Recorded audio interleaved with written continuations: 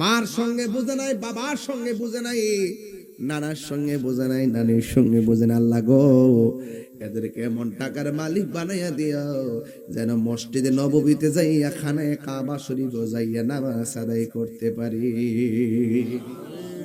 কয়টা পাইছি?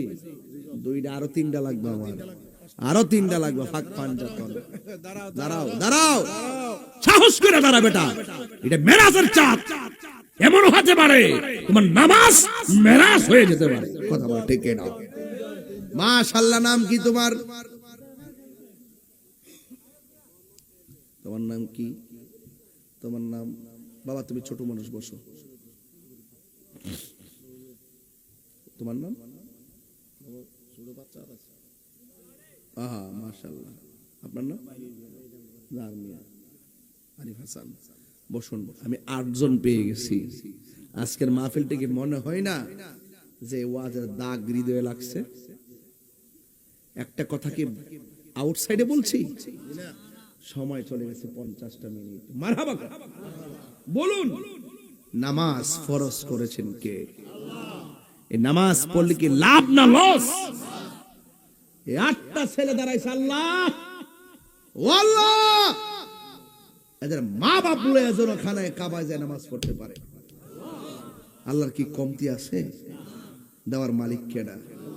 সেজদা পাওয়ার মালিক কে? 8 জন পাইছি। কয়জন? আর 2 জন পাইলে খুশি হইতাম।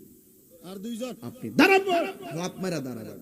আল্লাহ রাস্তায় রওনা দিবে। কুল ইন্না সলাতি ওয়া নুসুকি ওয়া মাহইয়ায়া ওয়া মামাতি লিল্লাহি রাব্বিল আলামিন। তোমার নাম কি? সাইফুল ইসলাম। তোমার নাম? দাঁড়াও না, নাম কি? ইসমাইল। বসো। আল্লাহ কত সুন্দর সুন্দর নাম। বাপ মা কত ধন্য।